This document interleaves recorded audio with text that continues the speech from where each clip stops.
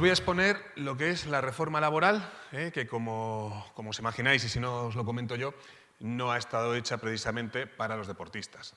Es decir, la reforma laboral, y como es fácilmente imaginable por todos, lo que pretende es, o ha pretendido, es crear un marco regulatorio nuevo para las relaciones laborales, obviamente las relaciones laborales comunes, y no tanto, o mucho menos, o ni siquiera al legislador se le ha pasado por la cabeza, en mi humilde opinión, el que pudiera ser aplicable también a los deportistas profesionales.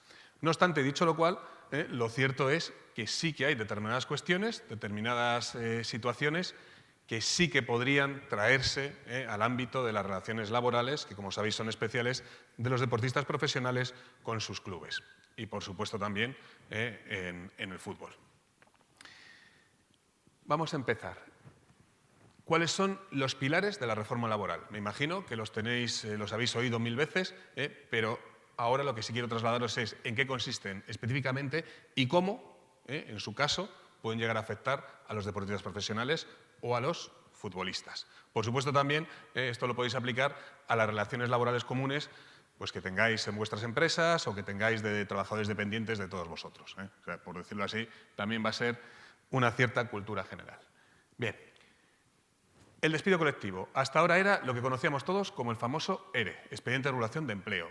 Esa terminología desaparece. Ya no estamos en un expediente de regulación de empleo, aunque lo sigamos utilizando los abogados, la administración e incluso los jueces, porque ya no hay expediente. Ya no vamos ante la autoridad laboral y la autoridad laboral nos permite realizar el despido colectivo. Eso desaparece, se suprime la autorización administrativa. ¿Qué significa esto?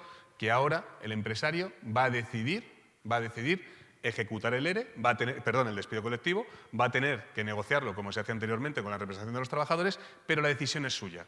La decisión es suya y será el empresario el que decida aplicar ese despido. Sin necesidad, por tanto, de llegar a un acuerdo con la representación de los trabajadores y sin necesidad también de pedir la autorización administrativa. El empresario decide, el empresario despide y luego habrá un control judicial. Serán los propios trabajadores, y en este caso podrían ser los deportistas profesionales, los que tengan que recurrir contra la decisión empresarial. Esto, obviamente, afecta también a los deportistas profesionales. Son relaciones laborales, aunque son especiales, pero están sujetas, como dice subsidiariamente el Real Decreto de Deportistas Profesionales, el famoso 1006, está sujeto, en lo que no regule el Real Decreto, a la aplicación de la normativa laboral común. El artículo 51 y el artículo 52 del despido objetivo están referidos a todos los trabajadores, no hay exclusión. Como no hay tampoco regulación a estos efectos en el Real Decreto de Deportistas Profesionales, por tanto, será de aplicación.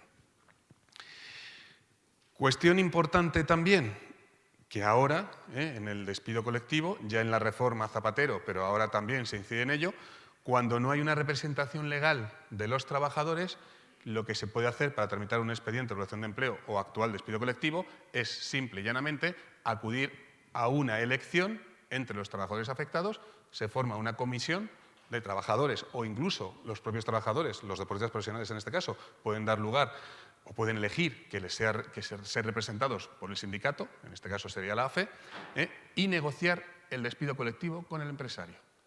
Es decir, podemos incluso, o el empresario puede ir al despido colectivo hacia los deportistas profesionales o meter dentro de ese despido colectivo a los deportistas profesionales, incluso si estos no tienen representación legal de los trabajadores en el club. Elegirán una comisión o directamente podrán dar su representación al sindicato más representativo, que en este caso, insisto, será la AFE. Pero están dentro del despido colectivo. Y una vez que estamos aquí, ¿qué hay también de variación en el régimen del despido colectivo? Pues claramente o clarísimamente una simplificación de las causas. Las causas que existían anteriormente se mantienen, la causa económica, la causa productiva, la causa organizativa como causas que permiten la extinción de los contratos de trabajo. Estaremos en el despido colectivo cuando, por resumir o generalizar, estamos en un despido que afecta por esas causas económicas o organizativas productivas a un 10% de la plantilla, siempre que estemos en 10 o más trabajadores, y, por supuesto, siempre que afectemos a 30 trabajadores o más, independientemente de cuál sea la plantilla, eso es el despido colectivo. ¿De acuerdo? Siempre que estemos en ese ámbito, aplicaremos el despido colectivo. Si no estamos en ese ámbito o en esos volúmenes de trabajadores afectados, insisto, también incluyendo deportes profesionales, nos movemos por debajo, pero las causas son las mismas, económicas, productivas, organizativas, estaremos en el despido objetivo. Y la simplificación de la causa viene dado porque a partir de la reforma ya no necesitamos, o ya el empresario no necesita un juicio de razonabilidad tan claro como se requería anteriormente, que era conectar siempre la ratio extintiva, es decir, la razón de extinguir, con la superación de una situación económica negativa de la empresa o una situación organizativa que ponía en peligro la supervivencia de la empresa.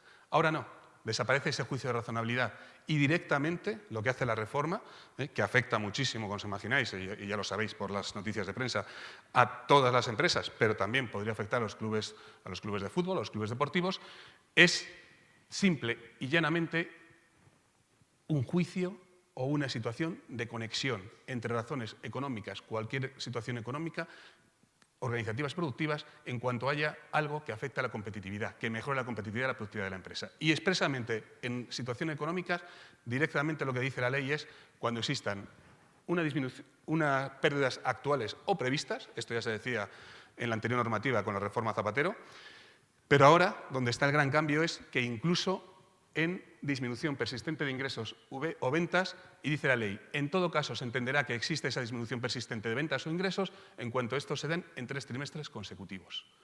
Es decir, dice la ley, en todo caso, técnicamente, teóricamente, legalmente, podremos acometer un despido objetivo o podremos acometer un despido colectivo en cuanto la empresa demuestre o el club deportivo demuestre que hay una disminución de ventas o ingresos durante 3 trimestres consecutivos.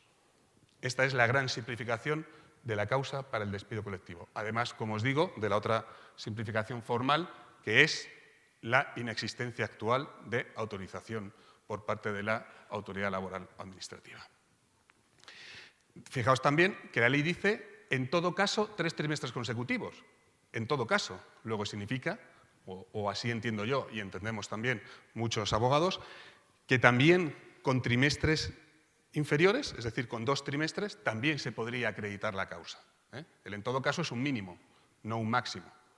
Si usted demuestra que su empresa, su club deportivo, tiene pérdidas durante 2 trimestres, también podría acreditar o conseguir que un juez, en este caso sería un juez, le valide ese despido objetivo o colectivo. ¿De acuerdo? Por supuesto, si se demuestran pérdidas actuales o incluso las previstas, y eso se demuestra legalmente como debe hacerse, también se podría obtener ese despido colectivo procedente. El reglamento, está saliendo ahora o se está creando el reglamento para los despidos colectivos, y en el reglamento, porque ha suscitado muchísima duda doctrinal, esta interpretación de los 3 trimestres consecutivos, que ocurre en empresas de situación o de producción cíclica, como son los clubes de fútbol o de cualquier otro deporte. Todos sabemos que, obviamente, desde los meses de julio, desde junio, julio a agosto, septiembre, las ventas, los ingresos disminuyen. Obviamente, no hay actividad propia del deporte. El reglamento corrige esta situación, de nuevo, no pensando en el deporte, pero sí pensando en actividades cíclicas, y lo que parece, y ha sido las enmiendas que ha presentado el Grupo Popular, creo que también Convergencia y Unió, lo que se va a hacer es que esos 3 trimestres consecutivos se midan en relación con los mismos trimestres del año anterior. Es decir, que se compare primer trimestre del año o segundo trimestre del año o tercer trimestre del año con los años anteriores. Se va a ir a esa especificación y creemos que esto será aprobado pues, teóricamente pronto, porque tanto la ley y el trámite parlamentario debe terminar junio o julio como muy tarde, y el reglamento se está incluso pensando que salga antes, aunque luego haya que volver a modificarlo, porque la inseguridad que se está produciendo es muy grande al no haber un reglamento que regule las distintas normas. Ahí tenéis un resumen muy claro de cuál es el procedimiento actualmente, cómo se van a negociar los procedimientos de despido colectivo y los cambios que hay respecto a la regulación anterior. También, en tema de plazos, ahí no cambia. Seguimos teniendo, si el ERE afecta a menos de 50 trabajadores, estaremos en un periodo de consultas de 15 días. Y si es de más de 50 trabajadores, si la empresa es de más de 50 trabajadores, nos iremos a un periodo de consultas de hasta 30 días. Pero lo importante es que será la empresa la que decida. la empresa otros costes, pero que en este caso yo creo para el deporte os interesa mucho menos, es que cuando haya trabajadores afectados por encima de los 55 años, obviamente en el mundo del deporte poquitos va a haber, habrá que pagar el convenio especial a la Seguridad Social, y también cuando los trabajadores afectados tengan más de 50 años y la empresa tenga también, previamente haya tenido beneficios en los años anteriores, habrá que pagar, o el empresario tendrá que pagar, esto es la famosa enmienda telefónica, esto ha venido a raíz del ERE que hizo Telefónica recientemente el año pasado, pues la empresa tendrá que pagar una parte proporcional del coste de la prestación por desempleo, subsidio por desempleo, que haya que pagar a esos trabajadores mayores de 50 años.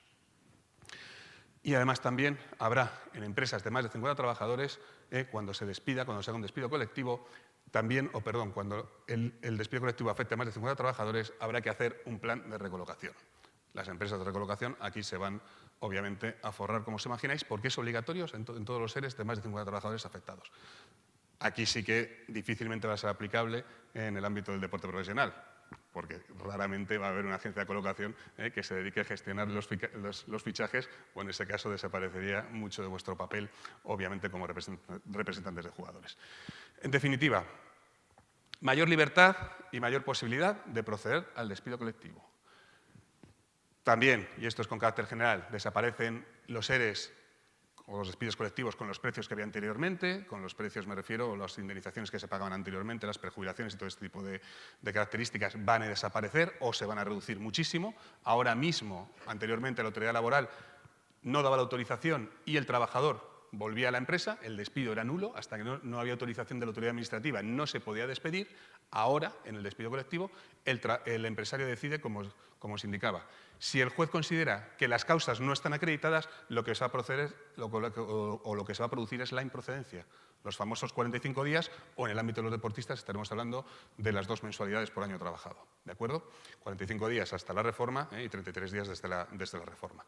Pero no va a haber más. Por eso digo que las empresas también van a haber recortado sus costes, porque el mayor riesgo, si hacen las cosas bien, va a ser el de la improcedencia. Por tanto, el mayor riesgo va a ser el de abonar los 45 días o 33 días desde la reforma, o, en el caso de deportistas, los 60 días. Por eso decíamos también que van a desaparecer o se van a reducir muchísimo las prejubilaciones y todo este tipo de supuestos, porque la indemnización al final va a estar tasada. Ya no tenemos el riesgo de que si no me lo aprueban no puedo despedir y el trabajador se queda en la empresa. Ahora, insisto, voy a tener un coste tasado.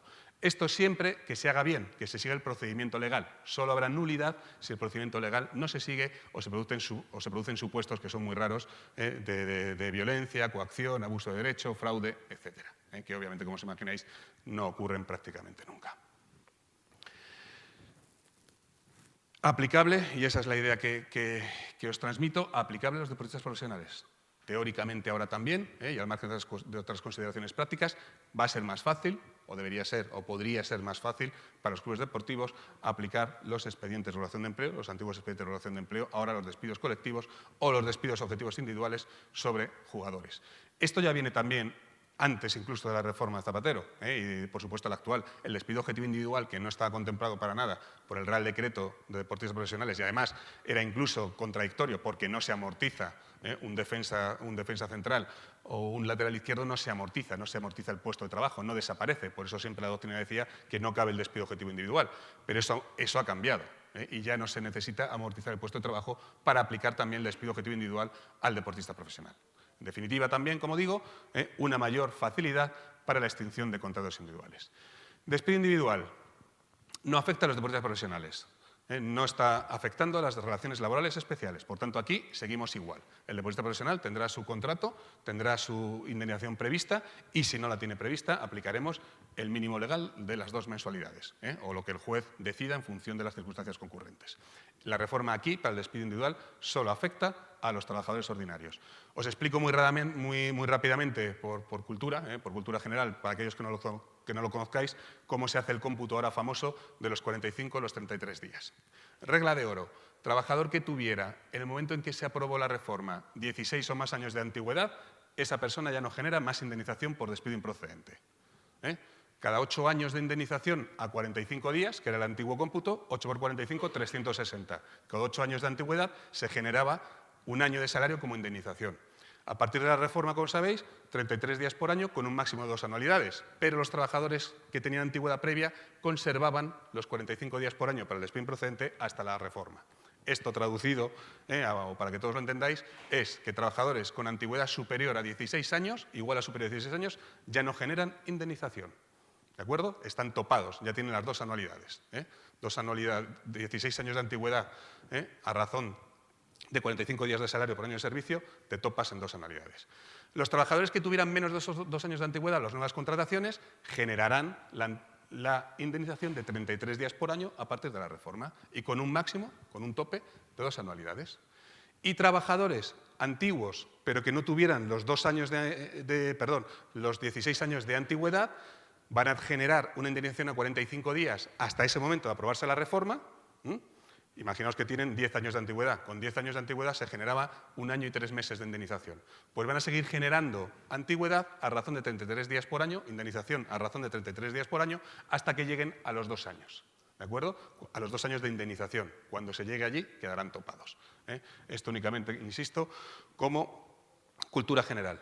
Esto ha sido también la decisión del Gobierno de acabar con el famoso despido exprés, o los despidos que se pactaban directamente entre trabajador y empresario y no se iba a la judicatura. Ahora, una cuestión importante fiscal es que esos despidos exprés, esos pactos individuales, tenemos la duda todos los abogados, de si, y también los fiscalistas, de si se mantiene o no se mantiene la exención fiscal de los famosos 45 días o en los deportistas, como sabéis, los 60 días que ahora sí se ha declarado ya que son exentos, fiscalmente a efectos de IRPF.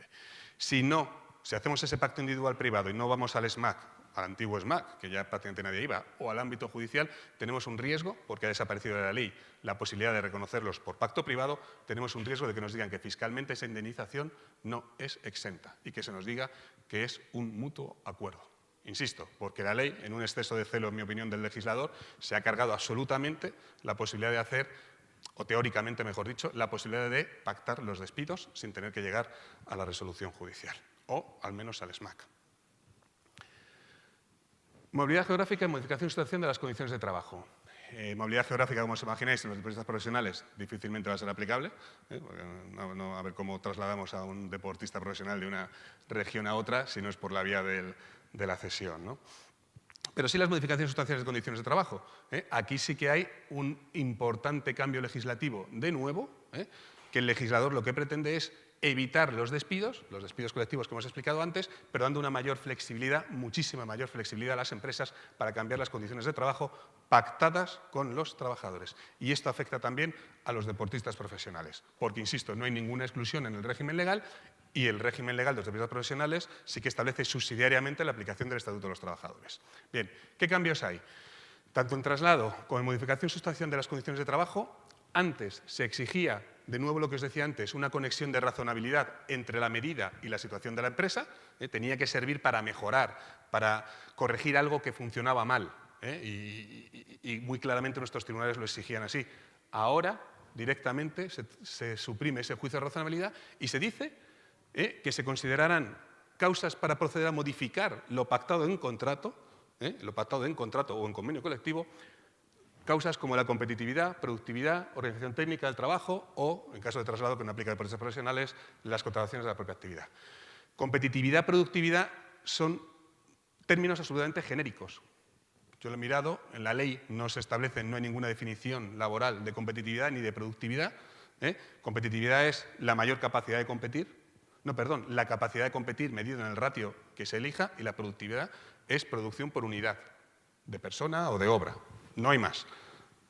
Luego, es una generalidad tan absoluta que el empresario prácticamente, y si hacemos una interpretación literal de la ley y de la supresión que se ha realizado, solo tendría que alegar que soy más, incluso ni el más competitivo, que podría ser más competitivo, más productivo, procediendo a modificar las condiciones de los trabajadores, y con eso, teóricamente, por supuesto, los jueces laborales ya han dicho que aquí van a aplicar un criterio muy restrictivo para apreciar la concurrencia de estas causas, pero directamente, si aplicamos la ley, podríamos ir a modificar las condiciones de trabajo. ¿Cuáles son las modificaciones de trabajo que se pueden modificar ahora y mucho más claramente a partir de la reforma? Y esto es muy importante también para los deportistas profesionales. Jornada de trabajo, horario de distribución del tiempo de trabajo, régimen de trabajo a turnos, todo eso nos importa menos, pero ahí es muy importante, cuantía salarial. Cuantía salarial. Hasta ahora no había ninguna no estaba establecida la cuantía salarial como modificación sustancial de las condiciones de trabajo que se pudiera realizar, y lo único que había algunas sentencias, las más liberales, que eran muy pocas, de algún Tribunal Superior de Justicia de Comunidad Autónoma, nunca del Tribunal Supremo, que en casos en que la empresa lo que hacía era variabilizar el salario fijo, es decir, donde el trabajador ganaba 100, lo que hacían algunas empresas era bajo el fijo a 80 y esos 20, siempre por encima del convenio colectivo, por supuesto, y esos 20 los variabilizo. De forma que si se cumplen determinados objetivos, el trabajador los cobrará. Si no se cumplen, pues efectivamente su salario fijo se habrá quedado en 80. Algunas sentencias, muy poquitas, decían que eso era válido, porque la variabilización del salario fijo no significaba necesariamente su reducción, porque el trabajador, si se cumplían los requisitos que se establecieran, insisto, podía volver a recuperar esa bajada de 100 a 80, y por supuesto siempre que estuviéramos por encima del convenio colectivo. Pues ahora, y eso se decía porque la ley no contemplaba expresamente la reducción de la cuantía salarial. Ahora sí, se puede proceder a rebajar el salario del trabajador, incluso en contrato individual, siempre que aleguemos esas causas, competitividad, productividad, y un juez considere que existen. Se puede bajar el salario del trabajador. Y además no hay límite.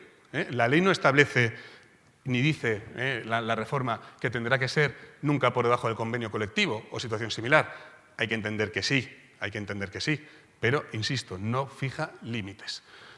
Además, también hay una simplificación adicional, que antes, en la antigua normativa, la diferencia entre modificación colectiva y modificación individual de la condición de trabajo venía dada por el origen de esa condición de trabajo. De forma que si usted está modificando una condición que venía en un convenio colectivo, en un pacto colectivo, tenía que establecer el procedimiento colectivo. Y necesariamente tenía que pactar con la representación de los trabajadores o acordarlo con ellos. Ahora no. Ahora esa diferencia del origen de la modificación o de la condición que queremos cambiar, eso desaparece. Ahora mismo ya el empresario directamente podrá modificar sin necesidad de periodo de consultas y sin necesidad, por tanto, de tener que reunirse con la representación de los trabajadores, las condiciones de trabajo, como son el salario, incluso pactadas en contrato individual, en cuanto afecte a porcentajes inferiores a esos que os estoy poniendo ahí. El 10% de la plantilla. ¿De acuerdo? El 10% de la plantilla. Si supera ese volumen de trabajadores afectados, como podrían ser los deportistas, ahí sí tendrá que negociar un periodo de consultas con la representación de los trabajadores. Pero, de nuevo, no es necesario con la representación de los trabajadores, sino que podrá hacerlo con una representación que ad hoc, que los trabajadores nombren en ese momento. En ese momento, o como os decía anteriormente también, la podrán otorgar al sindicato, a la AFE. Pero insisto, y esto es la carga de profundidad que podría existir aquí con la reforma. El empresario, el club deportivo es empresario, podría ir a intentar reducir las compensaciones, las retribuciones pactadas en contrato, alegando las causas económicas, productivas u organizativas con ese carácter general que os he explicado.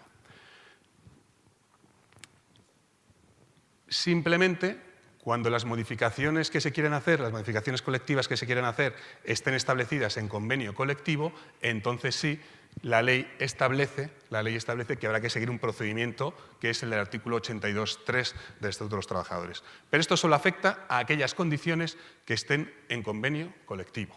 Por poner un ejemplo y aplicar a los deportistas profesionales, esto solo aplicaría cuando pretenda la empresa, el club, modificar las condiciones, el salario mínimo, por ejemplo, que se establece en el convenio colectivo Liga-AFE. ¿De acuerdo? Ahí sí que tendríamos que ir a un procedimiento reglado del artículo 82.3 y además solo se podría pactar con los representantes legitimados para negociar un convenio colectivo. Aquí ya no estaríamos en la comisión que os explicaba anteriormente. La diferencia es que aquí son condiciones establecidas en un convenio colectivo y lo otro eran condiciones que estableciéramos en un pacto con los trabajadores o los jugadores o en contrato individual. ¿De acuerdo?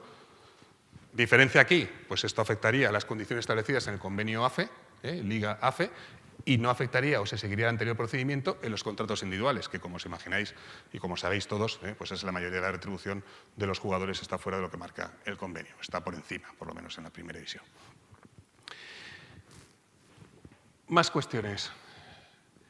De nuevo, para acudir a este procedimiento tendremos que alegar causas económicas, organizativas o de producción, que son muy similares a las que expliqué anteriormente para el despido colectivo, simplemente las simplifica. Ya no se necesitan 3 trimestres consecutivos de pérdidas, sino que se baja, o de disminución de ventas o ingresos, sino que se baja a 2 trimestres. Y como os decía, en actividades cíclicas lo más normal y lo que va a producirse es que se mida conforme o en relación con el año anterior.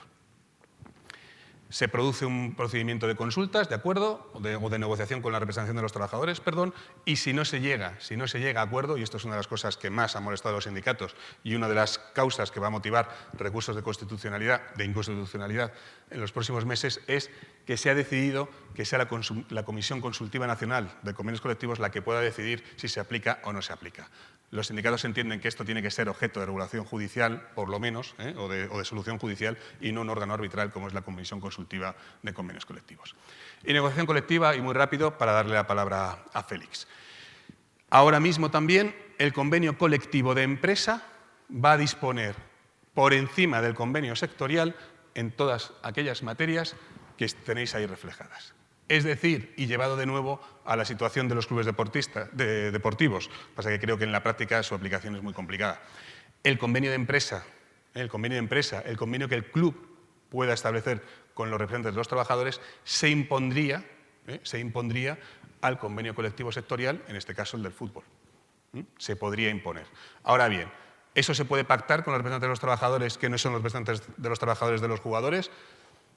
En la práctica es un dilema que siempre hemos tenido los abogados laboralistas, es decir, ¿puede el comité de empresa de los trabajadores ordinarios comunes imponer condiciones al de los deportistas? En general no lo hemos visto, en la vía de los convenios colectivos, en la vía de los despidos colectivos es otra cuestión, pero sería debatible. Partiendo de la práctica o en la práctica que eso no se hace así, teóricamente el club tendría que ir a unos representantes de los trabajadores que fueran elegidos entre los jugadores para negociar un convenio colectivo de empresa. Como sabéis también, deportistas profesionales que en el ámbito del club, salvo en situación de despido colectivo, hayan nombrado o hayan elegido al representante de los trabajadores, no lo hay. Pero en definitiva, una nueva vía para que teóricamente, me parece más teórico que práctico, los clubes pudieran, en su caso, negociar convenios colectivos aplicables al propio club, únicamente a la empresa, y en todas esas materias, teóricamente es posible, se impongan al convenio sectorial. Los convenios colectivos también, ahora se establece o se reduce el ámbito de la ultraactividad. La ultraactividad era aquello que el convenio colectivo, mientras se está negociando, mantiene su vigor, y ahora lo que se hace es reducirlo, reducir a 2 años la posibilidad de que un convenio colectivo que no se negocia o que no se consigue llegar a un acuerdo para sustituirlo pueda estar ad eternum con su vigencia. No, ahora se limita exclusivamente a 2 años. Si transcurridos 2 años no se negocia un convenio colectivo, nos iríamos de nuevo al convenio colectivo sectorial. En el ámbito de los clubes de fútbol, esto no se da.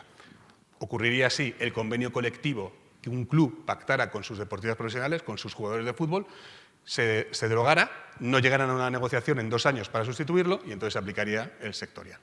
Ahora mismo, como sabéis, únicamente está el convenio colectivo sectorial como aplicable a los clubes y que yo conozca no hay clubes que tienen convenios colectivos con sus jugadores profesionales.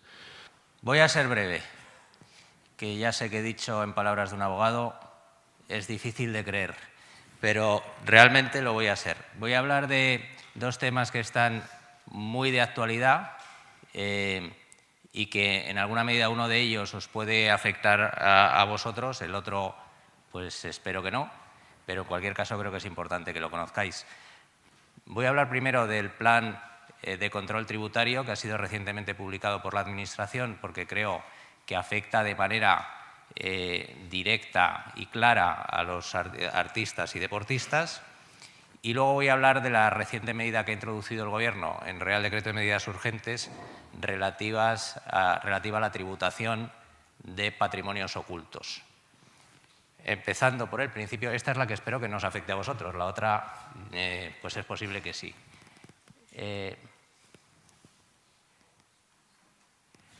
El plan de control tributario. Bueno, primero deciros que esto del anuncio del plan de control tributario está basado técnicamente en la Ley General Tributaria, que establece la posibilidad de que la Administración tributaria realice un plan que puede comunicar o no a los contribuyentes y que en este caso pues sí ha comunicado sus líneas maestras.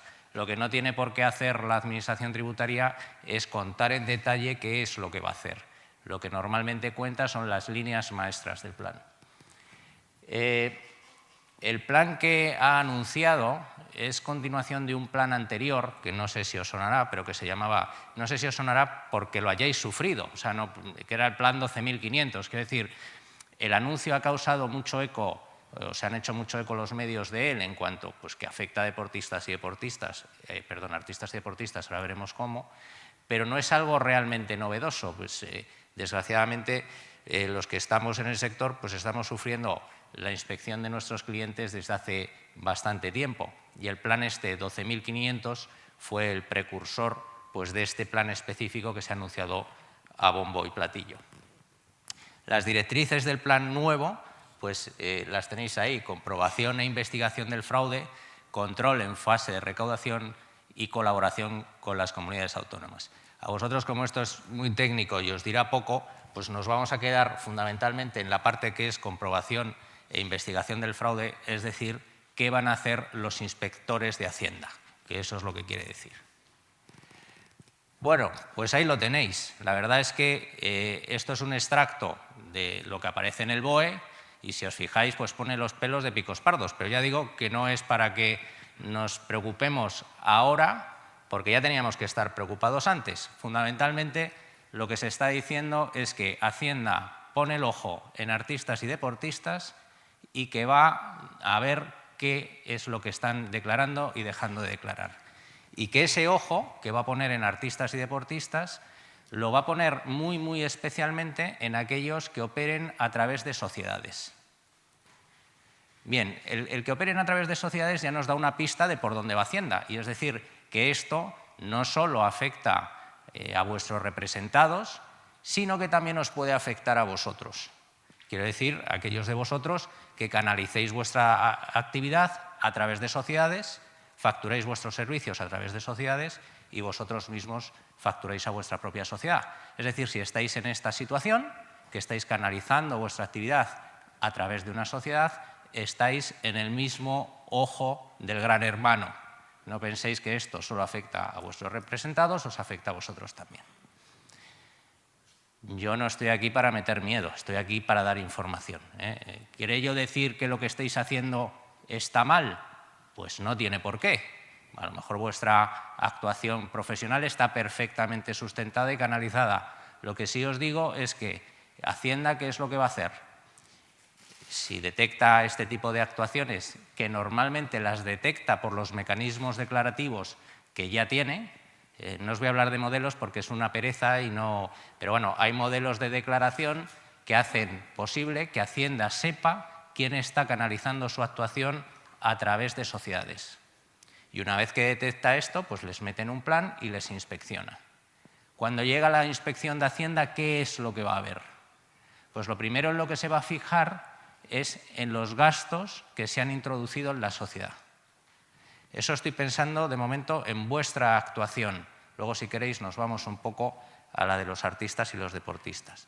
Pero con carácter general, en vuestra actuación va a ver qué tipo de gastos se están introduciendo en la sociedad, dado que existe cierta laxitud a la hora de introducir gastos que guarden una relación directa con los ingresos que estamos obteniendo.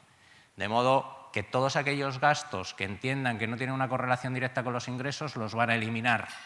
Eso es lo primero que van a intentar.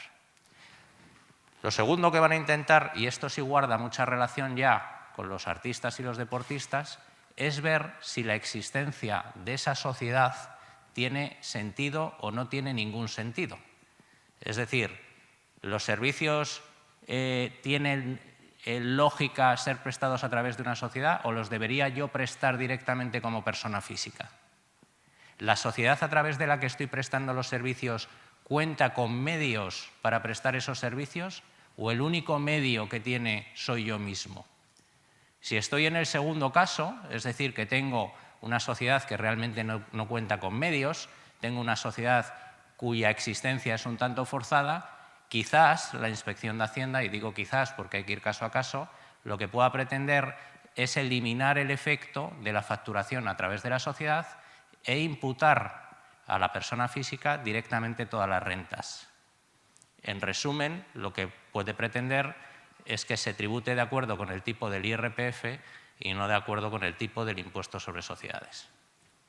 Dicho lo cual, sigue siendo perfectamente legítimo y lícito prestar servicios a través de sociedades en la medida en que la sociedad pues, cuente con sus medios y tenga una razón de ser.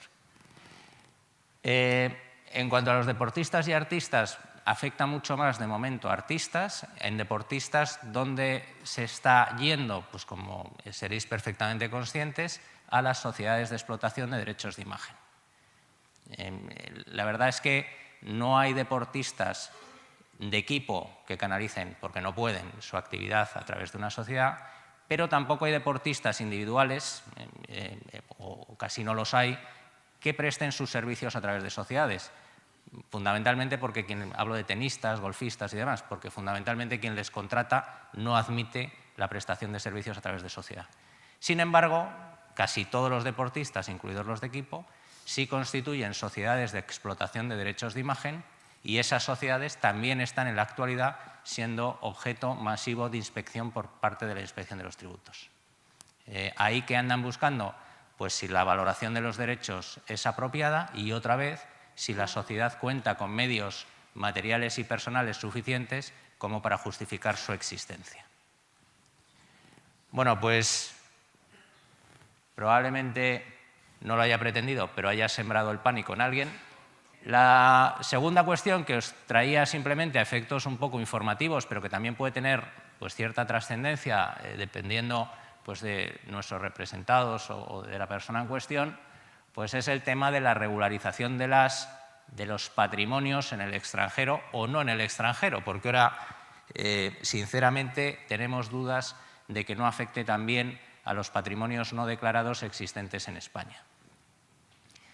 Tal y como está el texto de la norma, cabría pensar que afecta a todos, no solo a los extranjeros, sino también a los patrimonios que hay aquí. Bien, ¿esto en qué consiste? Bueno, pues sabéis que hace un par de semanas se ha introducido un Real Decreto de medidas urgentes que permite aflorar los patrimonios no declarados en el extranjero a través de una declaración especial extraordinaria que se limita a un pago del 10% del valor de los activos no declarados. Es decir, que pagando el 10% regularizo mi situación. También es verdad que como no me acoja a esa regularización, se me van a desatar los males del infierno, porque a partir de ese momento, si yo no regularizo, lo que me van a hacer es que no me prescriba jamás ningún tipo de actuación tributaria. Ojo que estoy hablando de las consecuencias tributarias. De momento lo que no han introducido es que no me vaya a prescribir el ilícito penal caso de existir. Quiero decir, sabéis que hay una prescripción tributaria, que es una prescripción de 4 años que determina la Ley General Tributaria, y luego a aquellas personas que hayan podido cometer un delito de naturaleza fiscal, un delito fiscal, el periodo de prescripción del Código Penal es distinto, son 5 años. Lo que se está modificando aquí es la prescripción tributaria.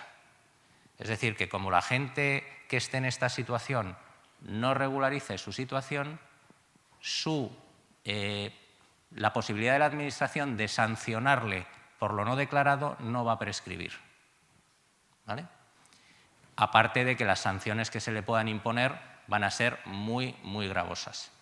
Pero bueno, volviendo a la esencia del Real Decreto, en lo que consiste es, oye, rentas, patrimonios que yo tuviera no declarados, obviamente, hasta 31 de diciembre de 2010, que es lo que dice literalmente la norma. Yo puedo declararlos hasta 30 de noviembre de 2012. Tengo un periodo hasta 30 de noviembre de 2012. A partir de entonces ya no puedo acogerme a esta regularización extraordinaria. Si me acojo a esto, pago el 10% sin sanciones, recargos e intereses. Un pago único. No sabemos, sinceramente, ya digo, la duda que se nos ha suscitado es si esto vale también para la gente que pues, haya estado facturando indebidamente y cobrando en negro y demás y que tenga un patrimonio no en un paraíso fiscal sino en España. Parece que sí. Y bueno, pues las conversaciones informales que se van teniendo pues apuntan en esa dirección. Es decir, que no solo estamos aquí la gente que tenga dinero en un paraíso fiscal o que tenga dinero en una cuenta de un trustee o en Suiza, donde sea, sino a otra persona que también esté en esa situación en España que se pudiera beneficiar de esto. Más dudas que ofrece esto, y con ello acabo, es qué pasa con el resto de impuestos que no están contemplados en la regularización, porque la regularización contempla el impuesto sobre la renta, el impuesto sobre sociedades y el impuesto sobre la renta de no residentes. Pero ¿qué pasa con el impuesto sobre el patrimonio, el IVA y los impuestos conexos? Pues de momento no está dicho nada. Lo que estamos esperando es que haya algún tipo de desarrollo reglamentario que aclare eso, porque lo que no puede hacer, o lo que entendemos que no va a querer hacer un contribuyente, es regularizar el IRPF si como consecuencia de ello puede tener una exposición en IVA por la que incluso pueda tener un delito fiscal. Entonces, aquí, como siempre se había tratado esto, especialmente pues, por los que nos dedicamos a esto, tiene que ser un paquete completo, porque no te puedes dejar un fleco porque ese fleco te puede acarrear un problema muy, muy serio, ¿no?